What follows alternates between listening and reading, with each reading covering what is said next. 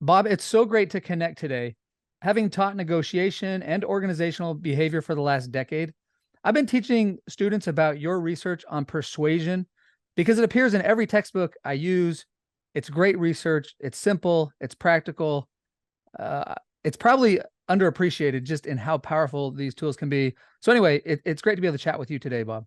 Oh, I'm looking forward to the opportunity to interact.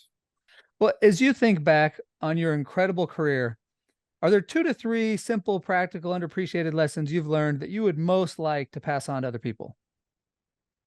Sure. Let me start with the very first of the principles that I talk about in my book, Influence, and that's the principle of reciprocation, in which we are all obligated to give back to those who have provided something to us. It exists in all human cultures. And what's interesting is how under-recognized certain aspects of it might be. In the following instance where I can give you an example. Suppose you just do a big favor for somebody. You go out of your way beyond what's called for in that situation. You help that individual who says, "Thank you very much, Nate. I really appreciate what you've just done. That was so helpful." And what we typically hear from the recipient of that thanks is something I used to say when I was in that position, and that is to dismiss or minimize what I had just done by saying, "Oh, don't think anything of it. It's no big deal. Just, it's what we do. So don't think another thing of it." Well, that's a mistake, because you really did something. You're entitled to the benefit that comes from being a good person by having others want to do good things for you in return. If you dismiss that, you slap it out the window with the back of your hand by saying it was no big deal. Oh, no problem.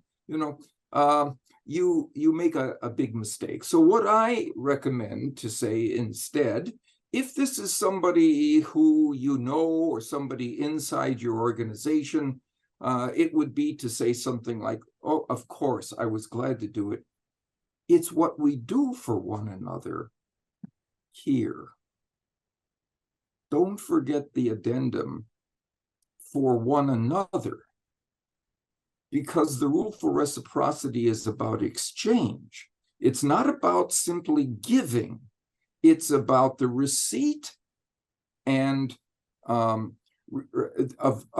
favorable outcomes after we've provided favorable outcomes.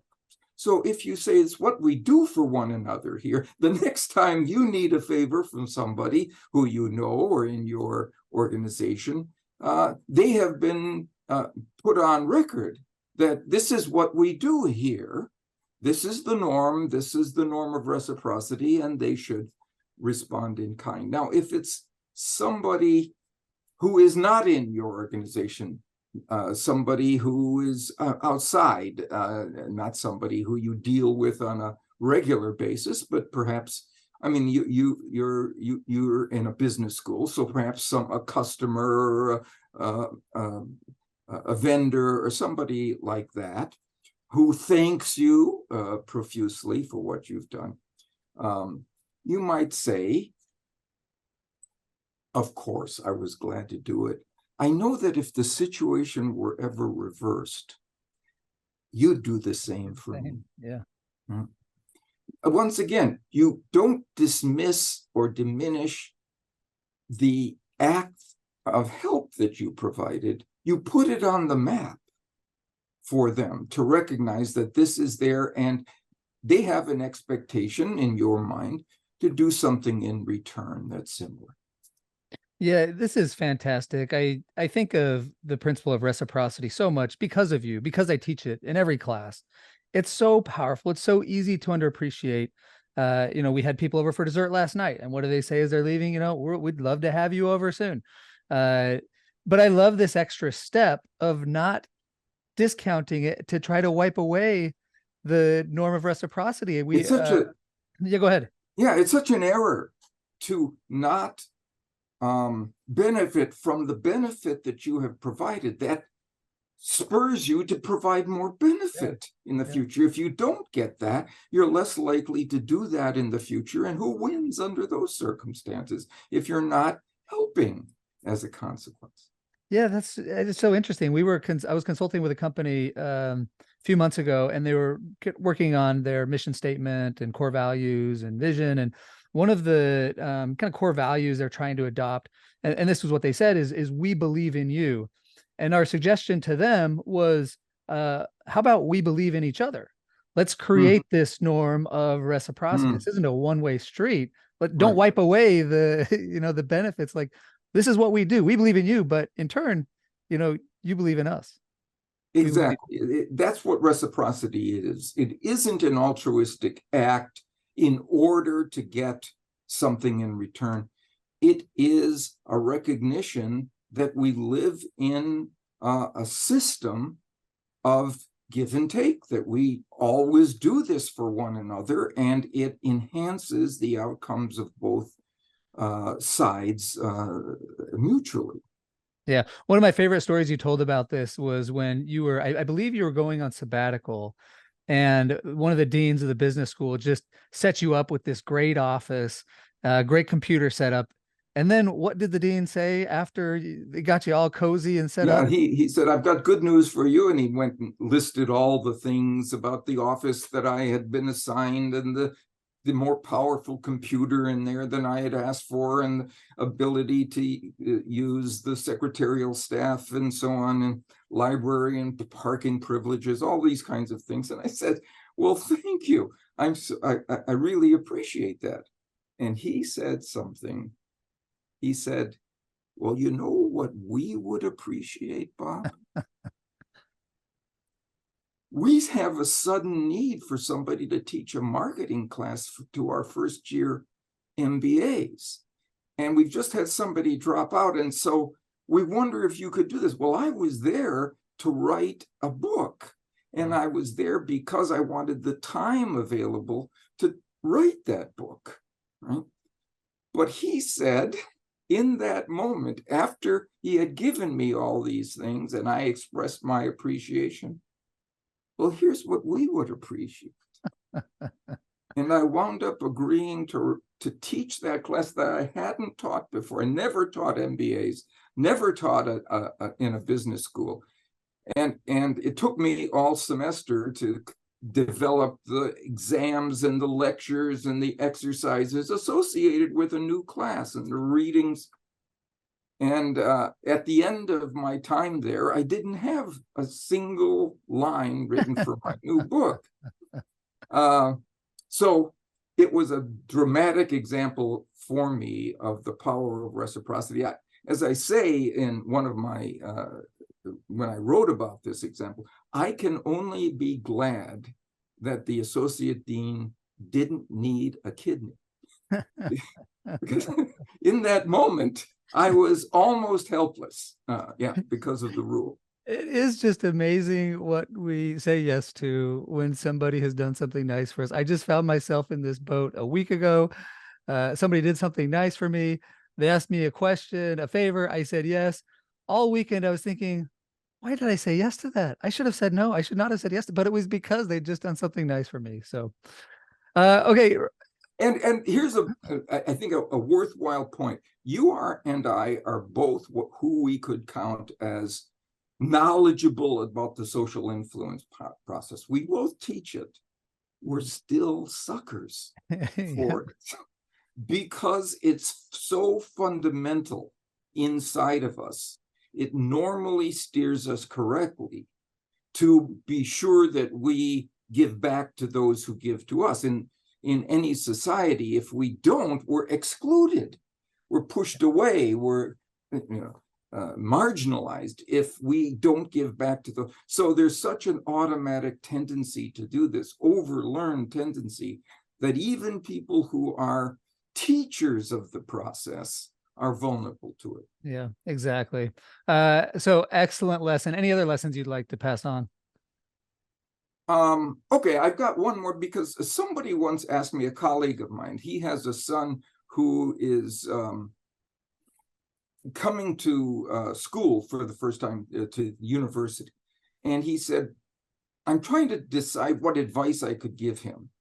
And before I do that, maybe I'll ask some of my colleagues what they would advise. And what advice would you give him? And here's the advice I gave him. When you go into a situation where you don't know anybody, they're unfamiliar to you, think the best of them. Think the best of their intentions, their motives, and their character, because that allows you to be generous with them. And after you are generous with them, two important levers of social influence then apply. They like you more, right? After you've done something nice for them, been generous. And people want to do business with, people want to interact with, people want to promote the outcomes of the people they like. So you've established that one thing. The second thing is what we talked about a minute ago. They will want to be generous with you because of the principle of reciprocity that says we have to give back what we have received from others. And so now those are two benefits that have come from choosing to think the best of people, which allows you to be generous with them in the first place. Now, I'm not saying you do this in all instances where you may already know that you're dealing with somebody who you can't trust or who's a cheater or something like that. No, but in a situation where you don't have that information, start out with that positive expectation, which allows your generosity, and it will produce liking, and it will produce reciprocal generosity. What a great lesson. I saw a counterexample of this at a previous job. Company hired a new person, and he came in guns blazing, and it was all about, I'm going to fix everything that's wrong, and we're going to get this place right. And people didn't like him. Man. and then he didn't like them because Right. they didn't like him. And it just, everything kind of grinds to a halt. One of the quotes that I like that I heard decades ago that always stuck with me, it said, assume the best of people's intentions consistent with the facts. Don't be Pollyannish, but right. And it's kind of a similar idea. And it's certainly going to tap into the benefits. Be generous with people, be kind, and then you invoke these two powerful norms of persuasion. I think I would revise that slightly in terms of the story I just said, which was think the best of people until the facts contradict that expectation. Then you can resort to a different approach. Yeah. Great lesson. Is this something that you're consciously thinking about when you enter new organizations or new projects? It is. In fact, I've sort of taught myself a lesson, which is when I go into a situation with new people, let's say I go into a room of people who I'm going to be interacting with in the future and so on, I should not ask myself, who can most help me here? Which is a very self-interested approach, of course, and there's nothing wrong with that. But a more effective question is, whom can I most help here? And after I do, I will have an advocate inside that room for all our future interactions. I love it. This reminds me of something else I learned from I was at a lunch with a man who runs a networking organization, and the motto he used whenever he would meet somebody was learn, serve, grow. And so the idea was learn about people, serve them, and the relationship grows. And it's this, it's the same idea packaged slightly differently. Who can I help? And then you've got an ally. I'm going to learn about you. I'm going to serve you. and now I've got an ally. Yeah, you've got an ally, and those allies are so important in those networks where you don't have your existing relationships. You develop one at the start, which grows.